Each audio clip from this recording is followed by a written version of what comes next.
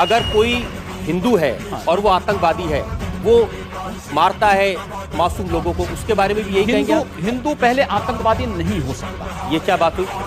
मैं इस बात की गारंटी ले सकता हूँ। मैं एक सन्यासी हूँ। अगर हमारे एक हाथ में माला है तो दूसरे हाथ में हम भाला लेकर के भी चलते हैं। और अगर अगला पक्ष शांति से नहीं रहेगा तो क्या करेंगे? अगर शांति से नहीं रहेगा तो उसको शांति से रहना सिखाएंगे। आतंकवादी है, मिट्टी तेल छिड़क करके आग लगा दीजिए, फेंक दीजिए उसको, जिससे पता ही न लगे। क्या मतलब है?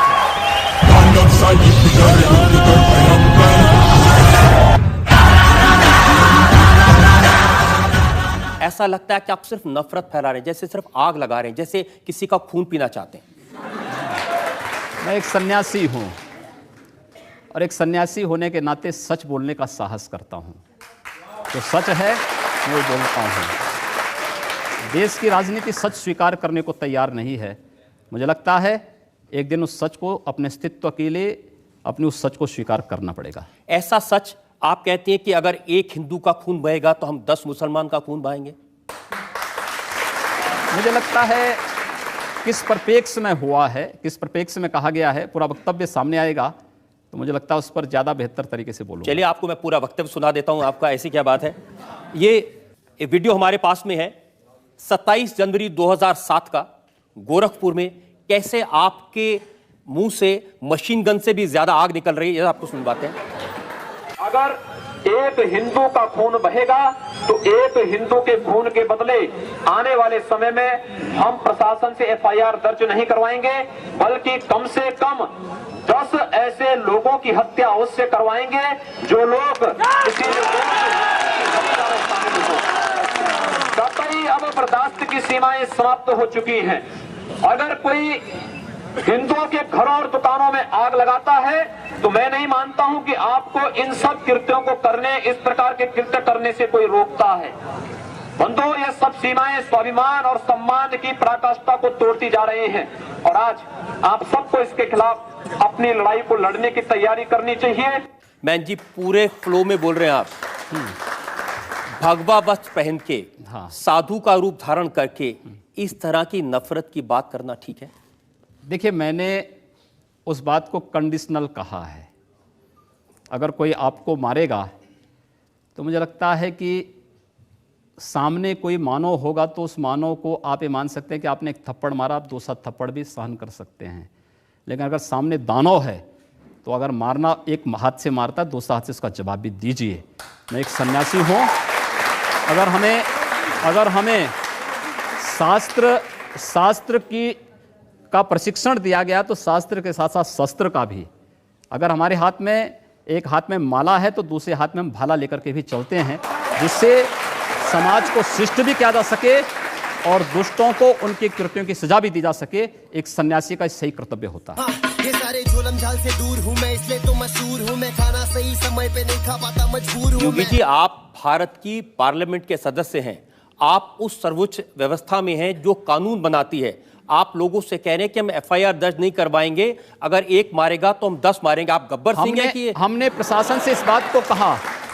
जब प्रशासन बात नहीं मानता है, जहां पर प्रशासनिक व्यवस्था पूरी तरह फेल हो चुकी है, जहां पर वो किसी चीज को सुनने को तैयार नहीं है। गोरखपुर में दर्जनों व्यापारियों की दुकानें आग लगाई जा चुकी थी। एक व्यापारी की हत्या सरेआम इसलिए कर दी जाती क्योंकि हिंदू बालिका को जबरन, मुहर्रम का जुलूस उस बालिका के साथ जबरन करने का प्रयास करता और वो व्यापारी उसको बचाने के लिए आता है तो उसकी हत्या सरेआम पुलिस की जीप से खींच करके, चाकू से गोंद करके उसकी हत्या कर दी जाती है। कोई इस बात को सुनने को तैयार नहीं। आखिर हम लोग बाकी इसके अलावा हमारे पास चारा क्या है? अपने लोगों को संगठित करके इस प्रकार के अन्याय का प्रतिकार करना। मुझे लगता है जब कानून और व्यवस्था फेल हो जाती है, जंगल राज हो जाता है, तो जंगल राज का जवाब जैसे को तैसा देने की तैयारी होनी ही चाहिए। मैं वापस आ गया तू फिर से डरेगा, जिस तरह फ्लॉप हुआ आप क्या करेगा, मैं पहले से फेमस। योगी जी, प्रधानमंत्री नरेंद्र मोदी कहते हैं सबका साथ सबका विकास। ऐसे विकास करेंगे लोग के घर जला के उनको मार के? हमने कहा हम पहल नहीं कर रहे हैं, हमने अपने तरीके से नहीं जलाया है। हम कह रहे हैं कोई हमारा जलाएगा तो ये निश्चिंत होकर के नहीं बैठेंगे। आप लोगों को भड़का रहे हैं, उनको हिंसा करने के लिए उकसा रहे हैं, ये कानूनन अपराध है। मैंने ये कहा कि अगर कोई हमारा जलाएगा तो वो सुरक्षित नहीं बैठेगा। हम फिर इस बात की प्रतीक्षा नहीं करेंगे कि प्रशासन आएगा, हमारी बात को सुनेगा और फिर वह अपने तरीके से फैसला लेगा। प्रशासन रोकें अन्याय। मैं फिर कहता हूं ना कि अन्याय किसी के साथ ना हो, लेकिन हम अन्याय सहेंगे भी नहीं।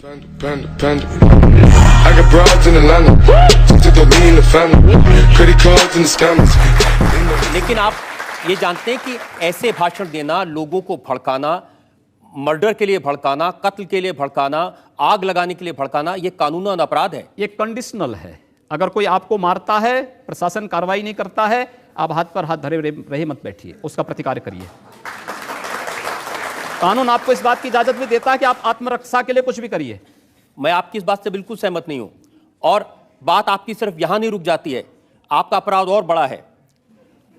आपने कहा कि अगर एक हिंदू बालिका को ले जाएंगे तो हम 100 मुस्लिम बालिकाओं को ले जाएंगे। कितनी खराब बात है। आपको लगता है कि हिंदू बालिका, उस बालिका को ले जाना उस लव जिहाद का एक हिस्सा है जो देश के खिलाफ एक साजिश है।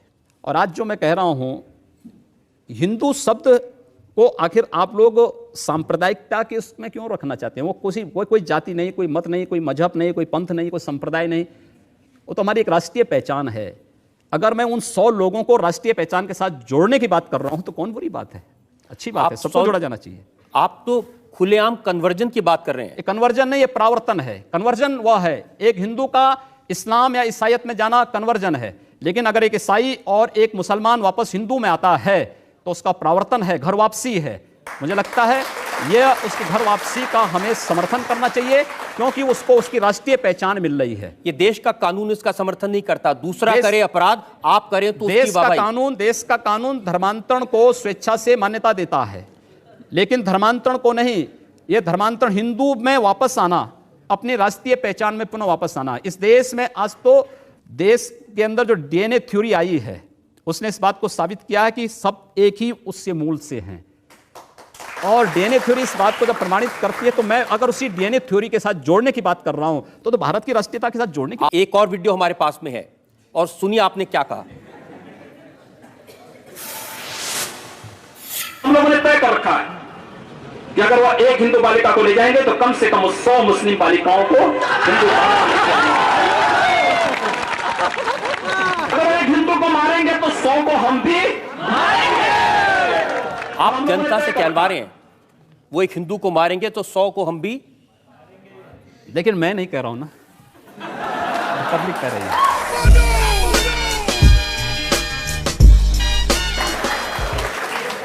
इस बयान में आपने ये भी कहा कि गोरखपुर में हिंदू लड़के मुस्लिम बालिकाओं से शादी करते हैं, ये परंपरा है।